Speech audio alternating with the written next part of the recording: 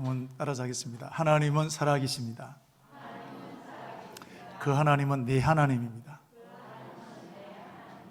아멘. 제가 목회를 하면서 요즘 욕심이 생기는 게 하나 있습니다. 그게 뭐냐면 우리 청강교회를 좋은 교회, 하나님이 칭찬하시는 교회로 만들고 싶다라는 욕심이 생깁니다. 좋은 거지요? 네.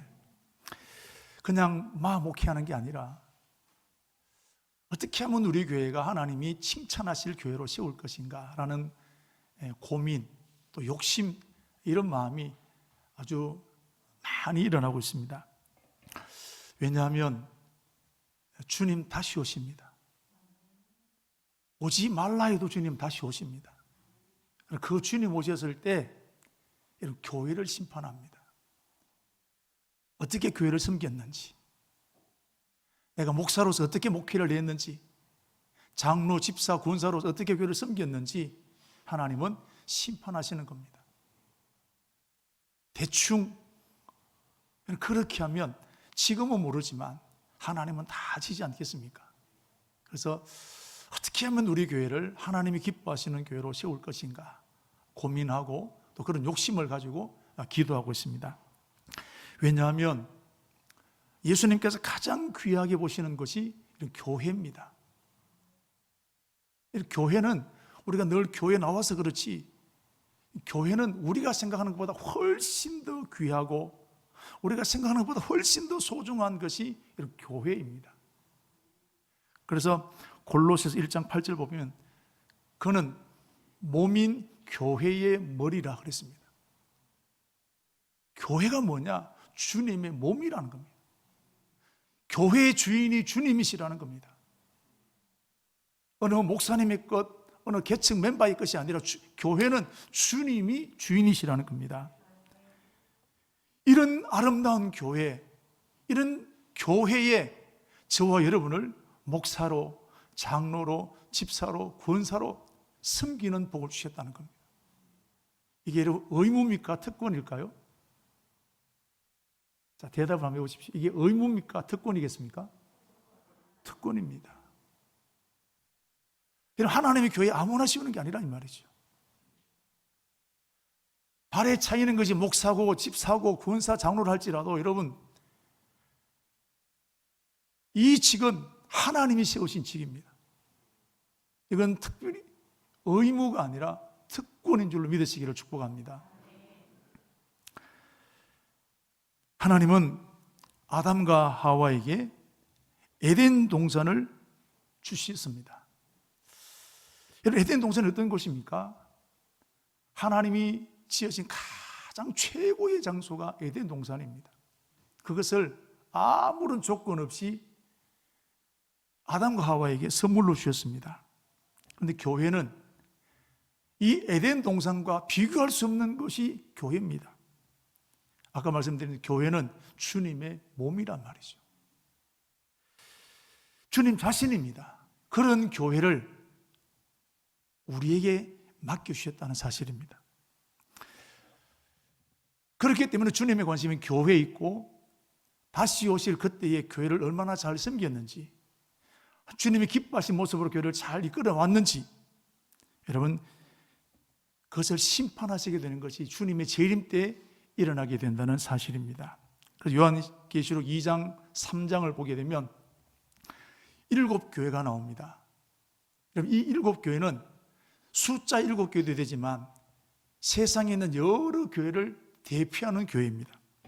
우리 축구 선수가 11명이지만 대한민국을 대표하는 것처럼 7교회는 숫자 7이 아니라 이 땅에 있는 모든 교회를 대표하는 교회가 7교회라는 겁니다. 그리고 그 7교회 중에 대부분의 교회는 에베소 교회, 또 버가모 교회, 두아리아 교회, 이 교회들은 칭찬도 듣고 또 야단도 맞았습니다. 저는 7교회 중에 책망만 받은 교회가 있습니다. 4대 교회입니다. 4대 교회를 향해서 너는 살았다고 말하지만 실상은 죽었다 그랬습니다. 살아있는 것처럼 보이는데 실상은 죽은 것입니다. 소나무를 베어오면 살아있습니다. 그러나 그 나무는 죽은 것입니다. 우리는 이런 교회는 아마 예배도 안 드렸을 거다, 교회가 엉망진창이었을 것이다. 아닙니다. 이 4대 교회는 제가 성지순례 할 때 제가 한번 방문한 적이 있는데 7개의 교회 중에 제일 큰 교회입니다. 대형 교회입니다. 아직까지 그 터가 교회의 기둥이 여러분 한 아름이 안기지 않습니다. 엄청나게 큰 교회입니다. 주일마다 수많은 사람들이 와서 예배를 드렸던 곳이 4대 교회입니다. 시설도 잘 되어 있습니다. 이런 교회는 칭찬받을 것이다, 교회 중에 교회라고 그들은 생각했을 것입니다. 그런데 이 교회가 책망받았습니다. 아마 이 교회 교인들도 우리 교회가 책망을 받는다 꿈에도 생각하지 못했을 것입니다. 그들은 자기 나름대로는 나는 신앙생활을 잘하고 있다, 나는 누구보다는 신앙생활을 잘하는데, 자기는 나름대로 신앙생활을 나처럼 하면, 이런 생각을 다 가지고 살았던 사람들이 여러분 이 4대 교회 사람들입니다. 그런데 주님 보실 때 그들은 책망받았다는 겁니다. 똑같습니다. 주님 재림하실 때 이런 성도들 반드시 있습니다. 나는 열심히 잘한다고 하는데 주님 다시 오실 때 우리 교회만큼 잘하는 교회 없을 것이다. 그런데 여러분 반드시 책망받는 교회, 책망받는 성도 있다는 사실입니다. 여기 한 사람도 해당되는 사람 없게 되기를 주의 이름으로 축복합니다. 우리 교회 절대로 얘기 들어서 안 되는 것입니다. 자, 두 번째 교회는 마지막 경고를 받은 교회가 있습니다. 경고를 받다가 마지막 경고입니다. 이제 한 번 더 하면 끝입니다. 그 교회는 라오디게아 교회인데 회개하라, 그렇지 않으면 내가 토해버리겠다 그랬습니다. 마지막입니다. 회개하라, 지금이 마지막이라는 겁니다. 이건 굉장히 위험한 것 아니겠습니까? 이 교회를 놓치면 영원히 저주받는다는 것입니다. 그런데 여러분 이 라오디게아 교회를 보면 걱정거리가 하나도 없는 교회가 라오디게아 교회입니다. 특별히 돈 걱정이 없는 교회가 라오디게아 교회입니다. 그래서 그들 스스로 말해 우리는 부자다 그랬습니다. 자기 스스로 나는 돈 걱정 없다, 나는 부자다라는 생각이 얼마나 많겠습니까? 여러분 돈 걱정하지 않는 가정, 돈 걱정 없는 교회가 얼마나 되겠습니까? 우리 한국교회 은행에 빚 없는 교회가 얼마나 되겠습니까? 80%, 90% 이상은 다 은행에 담보대출이 되어 있습니다. 교회 지을 때 돈이 모자라니까 우리도 물론 은행에 빚이 있습니다. 그런데 오늘 라오디게아 교회는 돈 걱정 없는 교회가 라오디게아 교회였습니다. 이런 교회는 좋은 교회잖아요. 재정이 튼튼한 교회. 그런데 이 교회가 마지막 경고받았습니다. 회개하라. 지금 회개하라. 이 교회도 자기들이 책망받을 것이라고는, 회개할 것이라고는 생각지도 않았던 것입니다. 지금도 어떤 교회는 야, 우리 교회 정도면 되지 뭘. 어떤 성도는 야, 나만처럼 예수 믿으면 되지 뭘. 스스로 만족해야 하는 사람들이 의외로 있다는 사실입니다. 나는 저 사람보다 낫는데, 나는 저 사람보다는 내가 그래도 낫지 않냐. 스스로 만족해야 하는, 내 신앙의 상태를 스스로 만족해하는 성도들도 의외로 많다는 사실입니다. 그리고 마지막으로 칭찬만 들은 교회가 나옵니다. 스무나 교회 필라델비아라는 교회입니다. 이 교회는 책망은 하나도 없고 칭찬만 받았습니다. 그런데 여러분 이 교회를 보면 부자 교회가 아닙니다. 대형 교회가 아닙니다. 그런데 칭찬받았습니다. 작은 교회입니다. 늘 환란이 끊어지지 않는 교회입니다. 그럼 주님은 이 교회가 작은 교회이기 때문에 칭찬하셨을까요? 우리 하나님은 큰 교회라고 심판하시고 작은 교회라고 책망하시고 그런 분 아닙니다. 큰 교회도 칭찬받는 교회 나오고 작은 교회도 책망받는 교회 나온다는 것입니다. 스무나 교회와 빌라델비아 교회가 칭찬받게 된 비결은 뭐냐면 교회의 본질, 십자가를 의지하는 교회, 십자가를 자랑하는 교회가 이 빌라델비아 교회였고 스무나 교회였다는 것입니다. 우리가 여러분 요한계시록 2장 3장 읽어보게 되면 이 스무나 교회와 빌라델비아 교회는 물질적인 어려움이 너무 많았습니다. 핍박이 끊어지지 않는 교회였습니다. 여러분, 이렇게 되면 교인들이 누구 때문이다, 힘들어 내가 교회 생활 못하겠다, 이런 교회 내가 좀 안 다니고 싶다, 왜 그런 마음이 들지 않겠습니까? 도망가고 싶은 교회일 수도 있습니다. 그런데 이 교회 교인들은 핑계하지 않았습니다. 누구 때문이다, 나는 도망가고 싶다, 핑계하지 않았습니다. 대신 십자가를 붙들었습니다. 어렵고 환난이 닥쳐야지만 기도로 그 일을 감당해냈던 교회가 여러분 이 빌라델비아 스무나 교회였습니다.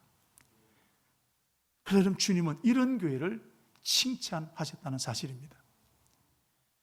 사랑하는 우리 성도 여러분, 우리 사랑하는 청강교회는 이 스무나 교회처럼 빌라델비아 교회처럼 칭찬 듣는 교회로 세워지게 되기를 축복합니다. 그럼 우리 교회가 큰 교회 되면 되겠습니까? 재정이 많아지면 되겠습니까? 이것보다 더 중요한 것은 십자가의 복음이 살아있는 교회, 할렐루야, 예수 심장이 살아있는 교회, 이 교회가 오늘 칭찬 듣는 교회라는 겁니다. 교회라는 집은 세워지고 교회는 간판 걸려졌지만 예수 없는 교회, 예수 없는 성도들이 여러분 교회 안에 적지 않게 있는 시대입니다. 교회는 마땅히 십자가가 살아있어야 되고 복음이 살아있는 것이 교회의 핵심입니다. 그런데 오늘 7교회 중에 그런 교회가 2교회밖에 없다는 것은 이거는 오늘 이 땅 가운데도 마찬가지라는 것입니다. 여러분, 그래서 저는 우리 청강교회를 주님이 칭찬하시는 교회로 세우고 싶은 욕심이 생깁니다. 그래서 복음이 살아있는 교회, 그래서 우리 성도들과 저도 마찬가지, 어떤 상황이 오든 십자가를 붙드는 교회, 할렐루야, 그 붙들고 실험하는 교회. 왜 시험을 만나지 않겠습니까? 왜 어려움이 없겠습니까? 왜 낙심이 안 오겠습니까? 여러분, 그러나 그 모든 것을 끌어안고 십자가를 붙들고 달려가는 교회, 그 교회가 주님이 기뻐하시는 교회입니다. 여러분, 우리 교회가 이런 교회로 되어지도록 함께 마음을 모아 나가는 저와 이름 되기를 축복합니다. 제가 목회를 해보니까 이거 목사 혼자 될 일이 아닙니다. 목사가 물론 제일 중요합니다. 그러나 목사 혼자 되는 게 아니더라고요. 우리 성도들이 한 마음이 되어져서 목사와 성도들끼리 당회원이 한 마음 되어질 때 교회는 힘 있는 교회로 세워지는 것입니다. 우리 교회가 이와 같이 십자가 위에, 우리 교회 이런 교회를 세우기 위해서 교회 아닌 것, 교회답지 못한 것은 잘라내고 교회다운 교회를 세워나가는 일에 저번에 한마음 되어져서 피로 세우셔서 40년까지 오게 됐던 우리 청강교회가 주님 다시 오실 때 칭찬 듣는 교회로 세워져야 될 줄로 믿습니다. 이런 교회로 세워나가는 저와 있는 되기를 축복합니다. 오늘 본문을 보면 하나님께서 교회를 얼마나 사랑하시는지, 그리고 하나님은 교회를 얼마나 교회답게 세우기를 원하시는지를 소개해 주고 있습니다. 우리보다도 하나님은 더 교회가 교회답기를 바라시고, 우리보다도 하나님은 더 우리가 십자가를 자랑하는 교회가 되어지기를 원하시는 분이 주님이시라는 겁니다. 그래서 오늘 본문을 보면 그 일을 위해서 학개라는 사람과 스가랴라는 사람을 부르셨다는 것입니다. 우리 학개서 1장을 보고 또 학개서 다음에 스가랴 1장 1절을 보면 하나님이 그 시대 사람들을 불러 나오게 나와 있습니다. 학개서 1장을 읽겠습니다. 다리오 왕 2년 6째 달 곧 그 달 초하루에 여호와의 말씀이 선지자 학개로 말미암아 스알델의 아들 임하셨다, 이렇게 나옵니다. 그 다음에 스가랴 1장을 보게 되면 다리오 왕 2년 6째 달 여호와의 말씀이 이또의 손자 베레가의 아들 선지자 스가랴에게 임하니라 그랬습니다. 보십시오. 똑같은 다리오 왕 2년, 학계는 6월 달에 부르셨고 스가랴는 8월 달에 부르셨다는 겁니다. 2개월 차이로 불러내신 겁니다. 같은 시대에 불렀다 이 말씀입니다. 한 사람만 부르시면 되는데 왜 하나님은 두 사람을 동시에 부르셨을까요? 어쩌다 보니까 그렇게 됐을까요? 그만큼 급박하기 때문에 그렇습니다. 상황이 심각하기 때문에 그렇습니다. 하나님은 우리가 성경을 보면 급박한 상황을 만나게 되었을 때 선지자를 두 사람 이상 세우시는 거 봅니다. 열왕기에 보면 여로보암 2세라는 왕이 나옵니다. 그때 하나님은 얼마나 다급하셨던지 세 사람을 선지자를 보냅니다.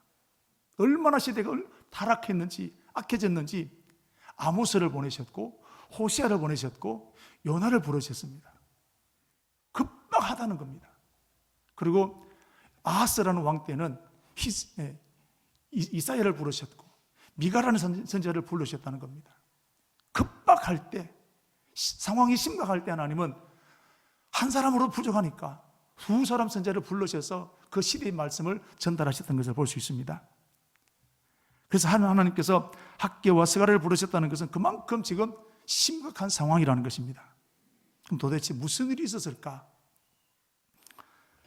지금 예루살렘은 하나님의 성전을 건축하다가 중단되었습니다. 아니, 성전 짓기를 시작했으면 끝을 마무리를 완공을 해야 될 텐데 성전 짓다가 중간에 중단되어 있습니다. 그런데 여러분, 이것이 1, 2년 중단된 게 아니라 자그마치 16년 동안 공사가 중단되었습니다. 그래서 거미줄이 쳐져 있고 쓰레기가 잡다하게 널려 있게 되고 폐허가 되었습니다. 잠시 중단할 수는 있겠지만 16년 동안 중단되었다는 것은 지금 이 상황이 굉장히 심각한 상황이라는 것입니다. 병을 치면 암 말기에 해당되는 것입니다. 그래서 하나님은 학계를 부르셨고 스가랴를 불러서 이 문제를 지금 처리해 나가기를 원하시는 것입니다. 도대체 무슨 일이 있었을까요? 좀 상황을 제가 설명을 드리면,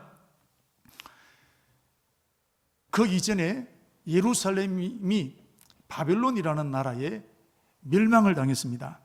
그래서 이스라엘 백성들이 바벨론 땅에 포로로 끌려갔습니다. 그 70년 동안 노예 생활을 하게 됩니다. 그리고 치욕적인 모욕을 당하게 되었는데, 이 바벨론 나라에서 이스라엘을 멸망시킬 때 예루살렘 성전에 있는 각종 금붙이들 기물들 있지 않겠습니까? 예를 들어 이런 물잔이라든지 성전에 얼마나 많은 것이 있겠습니까? 그걸 가져가서 뭐 하느냐면, 예루살렘 성전에서는 하나님 예배 드릴 때 썼던 기물인데 그들은 가져가서 뭐 하느냐? 술잔을 만들어 버립니다. 얼마나 모욕적입니까? 그리고 그들이 술을 먹고 파티를 즐길 때 유다에서 포로로 잡혀왔던 사람들을 노래를 시킵니다. 무슨 노래? 예배 때 불렀던 노래. 주 하나님 지으신 모든 세계. 그 노래를 술판을 영을 돋구기 위해서 그런 찬송을 부르게 하는 겁니다. 여러분, 그 찬송을 부르는 유대인들이 제정신이 되겠습니까? 모욕적이고 치욕적이고. 여러분, 삼손이라는 사람이 이제 포로로 잡혀가서 소처럼 여러분 이 연자맷돌을 돌리지 않습니까? 그 앞에 여러분 사람들이, 그 잡아갔던 사람들은 좋다고 박수를 치고 하나님을 모욕하는 것이죠. 여러분, 삼손이 피눈물 흘리지 않습니까? 이게 마지막 한 번만 기회를 주십시오. 여러분, 그 포로로 잡혀갔던 사람들이 지금 어쩔 수 없어서 술잔의 유흥을 즐기는, 하나님을 찬양했던 노래를 그때 불러드리는 그들의 심정이 얼마나, 노래를 부르면서 이런 부들부들 떠는 겁니다. 눈물을 뚝뚝 흘리는 겁니다. 차라리 죽고 싶은 심정 아니겠습니까? 그 내용이 시편 137편 3절에 나옵니다. 우리 같이 한번 읽겠습니다. 시작. 이는 우리를 사로잡은 자가 거기서 우리에게 노래를 청하며 우리를 황폐하게 한 자가 기쁨을 청하고 자기들을 위하여 시온의 노래 중 하나를 노래하라 함이로다. 보십시오. 아멘. 자기들을 위하여 시온의 노래를 불러라는 겁니다. 찬양을 지금 술판에 불러라는 거예요. 얼마나 모욕적이겠습니까? 그런데 이스라엘 백성들은 이것을 눈물을 툭 흘리며 불러냅니다. 그러면서 회개가 터지기 시작합니다. 왜 우리가 이 꼴을 당했냐? 억울했는데 알고 보니까 우리가 하나님 앞에 죄 지어서 우상 숭배하고 우리 죄 때문이구나. 이걸 절실히 깨닫고 회개가 터지게 됩니다. 그리고 그들에게 한 가지 소원이 생겼습니다. 하나님, 언제인지 모르지만 내가 다시 예루살렘으로 돌아갈 수 있다면 가장 먼저 성전을 짓고 거기서 하나님을 찬양하고 하나님을 경배하는 노래를 부르는 것이 나의 소원입니다. 삐에 사무치는 것 아니겠습니까? 그래서 아버지가 기도했습니다. 아들이 기도합니다. 손자가 그 기도합니다. 70년이 되게 되었을 때 하나님은 이스라엘 민족을 해방시켜 주셨습니다. 이때 이스라엘 백성들이 얼마나 감격했을까요? 춤을 추었을 것입니다. 그들은 예루살렘으로 돌아와서 가장 먼저 성전을 건축했습니다. 잠을 자지 않고 가져왔던 물건을 다 내놓으면서 자기 집을 짓는 것보다 먼저 성전 짓는 일에 힘을 다 쏟았습니다. 그런데 문제가 생겼어요. 꼭 방해꾼이 생기는 겁니다. 이런 하나님 일을 하려고 하면 꼭 방해꾼이 생긴다. 새벽기도 하려고 하면 격려하는 사람도 물론 있지만 꼭 방해가 생깁니다. 믿음으로 나가려고 하면 꼭 방해가 생겨요. 성전 지으려고 하게 되니까 방해가 생깁니다. 이 방해꾼들은 권력을 잡은 사람들입니다. 그 사람들이 와서 지금으로 말하면 청와대에다가 민원을 제기합니다. 이 성전 지으면 안 됩니다. 여러 가지 내용을 적어서 결국 정부에서도 이 민원을 빌미로 해서 성전 건축을 중단시켜버리게 됩니다.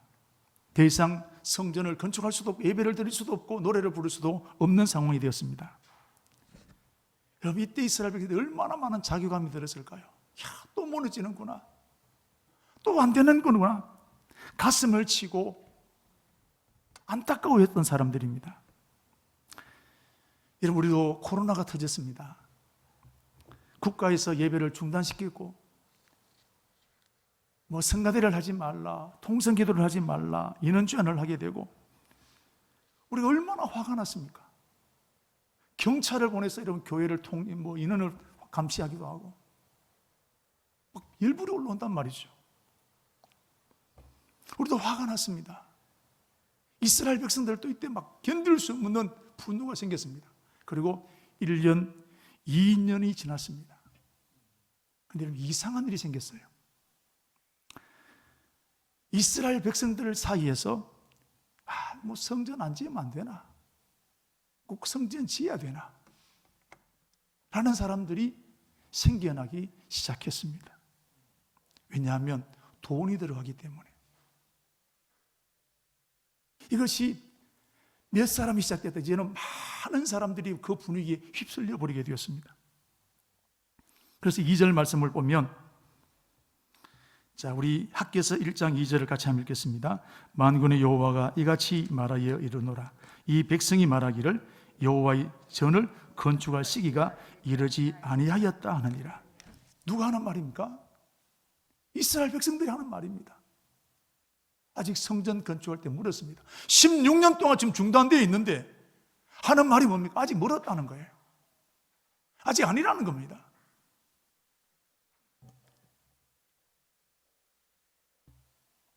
이런 한국 교회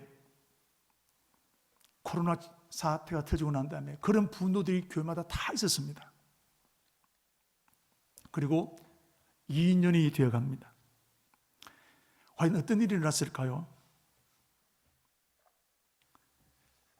교인들 중에 예배 드리기를 싫어하는 교인들이 생겨나기 시작했습니다.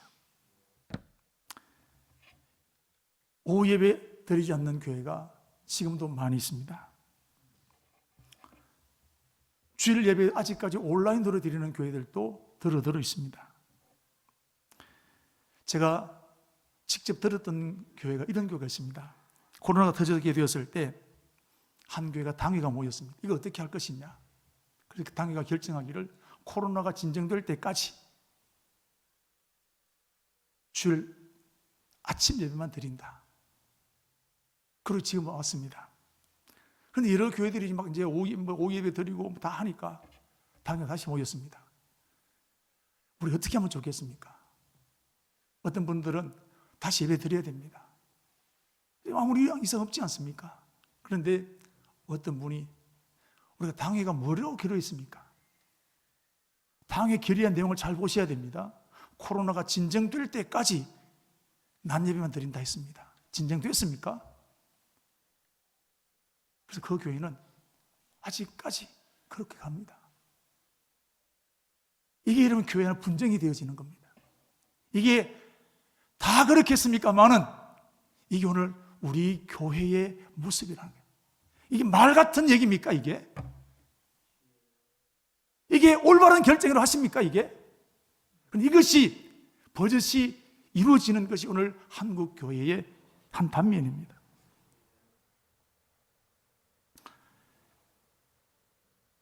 여러분, 이분들이 과연 코로나 예방을 위해서 예배드리지 말라고 했을까요? 순수 목적이라면 그랬을까요? 여러분, 지금 우리 교인들 중에도, 많은 교인들 중에도 여러분 코로나 때문에 예배 못 오신 분들도 들어 있습니다. 우리만 그렇겠습니까? 그런데 그분들이 과연 코로나 때문에 안 오는 것이겠습니까? 코로나를 빌미로 교회에 오지 않는 사람들 의외로 많다고 생각되어집니다. 여러분, 이게 우리 교회의 모습입니다. 한국 교회의 단면을 보는 것입니다. 그런데 여러분, 이 당시에 성전 건축하는 것이 16년 동안 중단되어 있는 것은 어쩌면 당연한 것일 수 있지 않겠습니까? 자, 그런데 이런 주장을 한 사람들은 진짜 모습은 어떤 사람일까요? 자, 우리 4절 말씀을 읽어보면, 이 성전이 황폐하였거늘 너희가 이때에 판백한 집에 거주하는 것이 옳으냐? 하나님의 성전은 다 폐허가 되어버렸는데 자기 집들은 판백한 집, 좋은 집 잘 꾸몄다는 거예요. 인테리어를 잘 했다는 겁니다. 9절 말씀도 그렇습니다. 마지막에 보면 이렇습니다. 내 집은 황폐하였으되 너희 집은 각각 자기 집을 짓기 위해 빨랐습니다. 자기 집을 인테리어하고 자기 집을 꾸미기 위해서는 멋지게 꾸몄다는 것입니다. 성전을 지을 수 없다고 했던 그 사람들이 자기 집은 멋지게 잘 인테리어했다는 것입니다. 여러분, 이 사람들이 교회에 처음 나온 새 가족들이겠습니까? 아니면 교회에 영향력 있는 사람들이겠습니까? 이게 이 당시 하나님께서 부르시는 바로 그 당시에 교회 지도자들의 모습이라는 겁니다.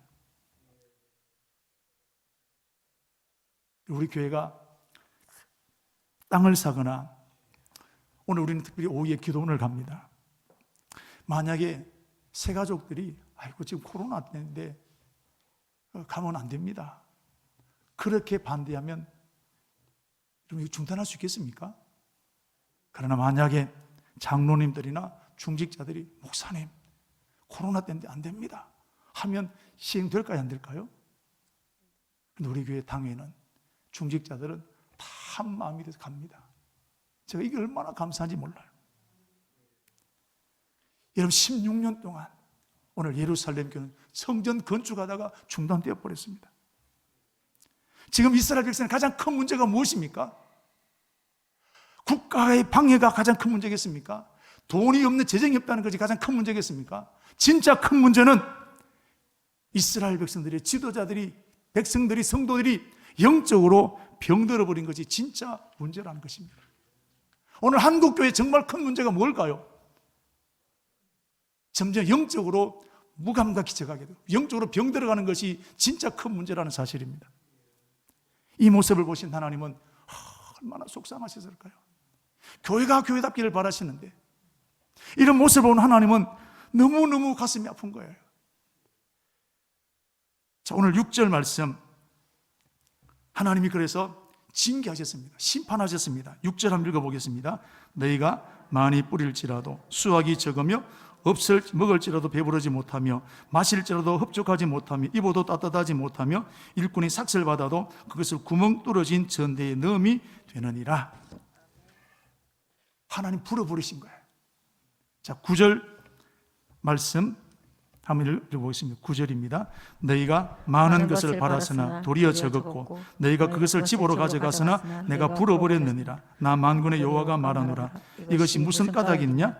내 집은 황폐하였으되 너희는 각각 자기 집을 짓기 위하여 빨랐습니다. 그러므로 너희로 말미암아 하늘은 이슬을 거쳤고 땅은 산물을 거쳤으며 내가 이 땅과 산과 곡물과 새 포도주와 기름과 땅의 모든 소산과 사람과 가축과 손으로 수고하는 모든 일에 한제를 들게 하였느니라. 기근을 들게 하셨다는 겁니다. 자연재해가 일어나게 만드셨다는 것입니다. 왜요? 정신 차리라는 거예요. 왜요? 깨어나라는 것입니다. 그런데 더 심각한 문제가 뭐냐면 이스라엘 백성은 이런 지금 징계를 당하면서도 이 하나님의 징계요, 하나님의 심판에 쌓이는 것을 모르고 있다는 사실입니다. 기상이변이니까, 자연현상이니까, 그럴 수도 있다. 그렇게 지금 넘어가는 겁니다. 눈을 뜨고 있지만, 하나님의 일하심을 보지고, 하나님의 뜻을 깨닫지 못했던 영적인 맹인이 되어버린 것이 이 당시에 여러분 이스라엘 백성들의 모습이라는 겁니다. 영적인 눈이 어두워지면, 보면서도 깨닫지 못하고 들으면서도 알지 못하게 됩니다. 그리고 예수님께서도 이 세대를 무엇으로 비유할까? 비유하건대 아이들이 장터에 앉아 제 동물을 불러 이르되 우리가 너희를 향하여 피리를 부르도 너희가 춤추지 않고 우리가 슬피 울어도 너희가 가슴을 치지 아니한다 함과 같도다. 감각이 없는 겁니다. 영적으로 이미 죽어버렸기 때문에 하나님의 이 일들을 보면서도 들으면서도 전혀 깨닫지 못했다는 것입니다. 그럼 지금 하나님은 우리에게 재림의 때가 임박해 오고 있다는 것을 보여주고 있습니다. 지난 주간에도 콩가라는 이런 호주 옆에 있는 섬나라에서 큰 지진이 일어나서 남의 이야기입니다만은 사우디아라비아에 이런 눈이 내렸습니다. 폭염과 기상이변이 곳곳에 일어나고 있습니다. 특별히 여러분 코로나 사태가 터진 것은 지금까지는 다 한 지역의 문제였습니다. 아프리카의 문제였고 아시아의 문제였는데 지금은 전 세계 문제입니다. 이런 메르스 때문에 많은 사람들이 죽었습니다. 그것은 중국과 우리 한국, 아시아에 일어났던 일입니다. 스페인 독감으로 많은 사람들이 죽었습니다. 유럽에서 일어났던 일입니다. 그러나 코로나는 아프리카나 아시아나 유럽이나 전 세계가 동시에 이 문제가 퍼져 있다는 사실입니다. 이것은 이런 경우는 노아 홍수 사건 이후에 처음 있는 일입니다. 우리 지금 그런 시대를 살아갑니다. 한 번도 이런 일이 없었습니다. 전 세계가 동시에 이런 일은 없었다는 것입니다. 그럼에도 불구하고 깨닫지 못하고 있습니다. 안 믿는 사람들이 말할 것도 없고 예수님 우리들조차도 익숙해져서 하나님의 심판이 임박해 오는 것을 우리가 놓쳐버리고 있는 사람들이 많다는 것입니다. 하나님은 그래서 오늘 학계를 부르셨고 스가를 부르셨습니다. 흉년을 주어도 자연재해를 주어서 깨닫게 해도 못 깨닫게 되니까 이제는 정말로 깨닫도록 하기 위해서 마지막 기회를 주기 위해서 하나님은 사람을 보내시는 겁니다. 그 사람이 학계였고 그 사람이 스가랴였습니다. 여러분 이 당시에도 많은 사람들이 살았습니다.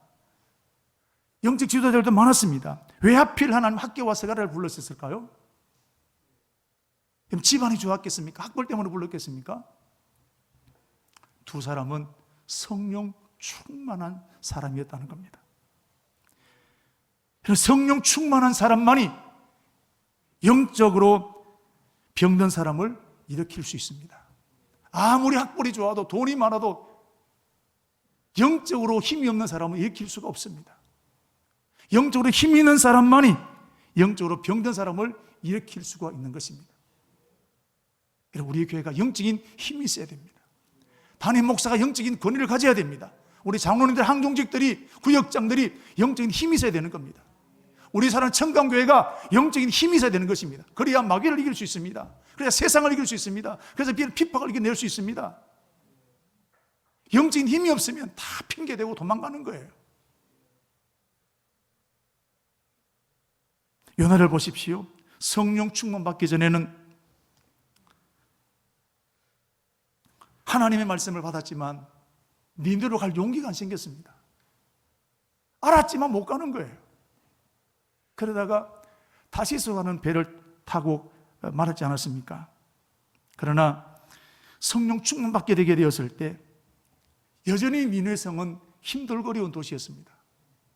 그러나 가는 거예요. 성령 충만하면 앞에 있는 장애물이 두렵지 않습니다. 성령 충만하면 장애가 힘들지 않습니다. 한계를 뛰어넘을 수 있는 힘이 생기는 거예요. 그래서 교회는 영적인 힘이 있어야 됩니다. 성령 충만 받아야 되는 것입니다. 하나님은 성령 충만한 학개와 스가랴를 통하여서 이스라엘 백성들이 하나님의 심정을 토해냈습니다. 왜 심판이 온지 아느냐? 왜 기근이 온 줄 아느냐? 왜 한재가 온지 아느냐?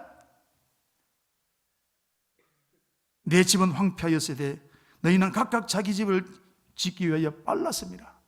그러므로 내가 한재를 내렸다는 것입니다. 목이 터져라고 외친 겁니다. 목숨 걸고 외친 겁니다. 이 말을 좋아할 사람이 누가 있겠습니까? 그러나 그들은 성령 충만하니까 이 일을 감당하는 겁니다. 누가 하나님 일을 감당할 수 있겠습니까? 목사기 때문에 아닙니다. 30년 교회다니 아닙니다. 오늘도 성령 충만한 사람만이 하나님의 일을 감당할 수 있는 것입니다. 우리 교회가 그런 교회가 되어야 될 줄로 믿습니다. 여기 예외가 없습니다. 성령 충만한 사람만이 순종할 수 있으며 성령 충만한 사람만이 한계를 뛰어넘을 수 있는 힘이 생기는 것입니다. 여러분, 어떻게 되었을까요? 14절 읽어보겠습니다.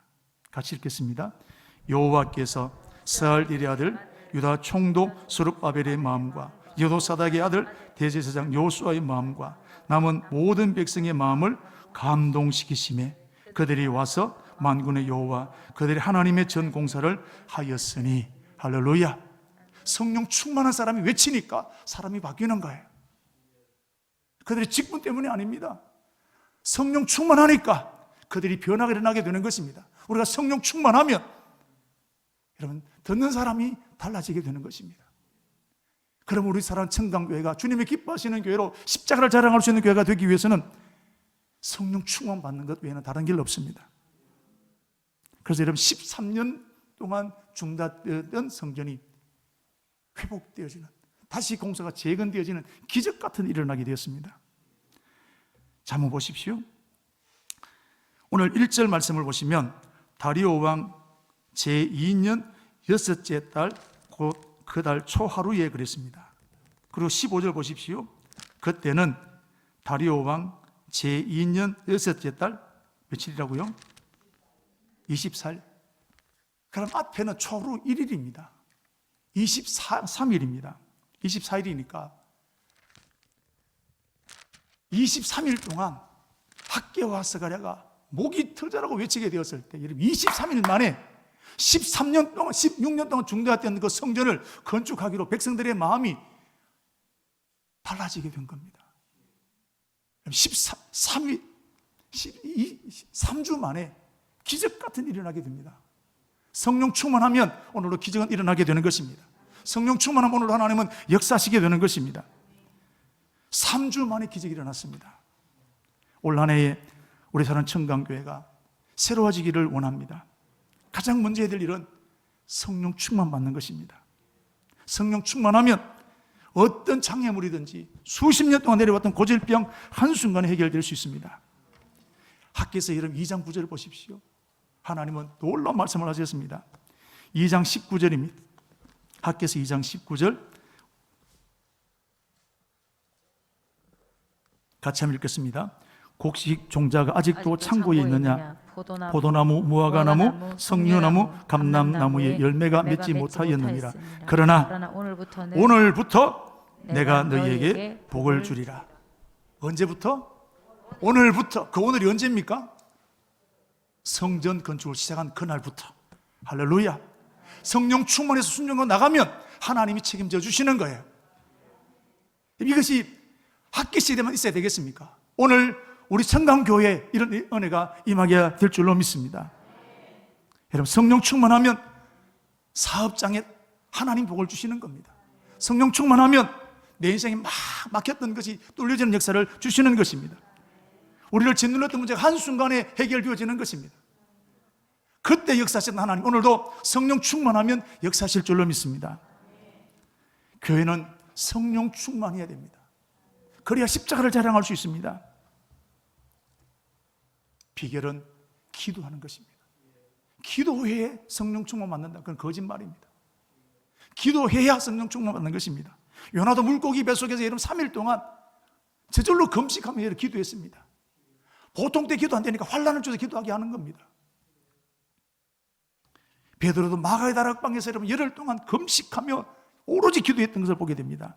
오늘도 하나님은 기도하는 사람에게 성령 충만을 주시는 것입니다. 우리 교회가 그래서 기도하는 것입니다. 오늘 사역자들 그렇게 오늘 기도하러 가는 것입니다. 좀 기도하십시오. 하루 1시간 기도하십시다. 기도하면 역사가 일어나게 됩니다. 기도하면 세길이 열려지게 되는 것입니다. 우리 누가복음 11장 13절 말씀 다 같이 읽겠습니다. 시작. 너희가 악할지라도 좋은 것을 자식에게 줄 알거든 하물며 너희 하늘 아버지께서 구하는 자에게 성령을 주시지 않겠느냐 하시니라. 아멘. 아멘.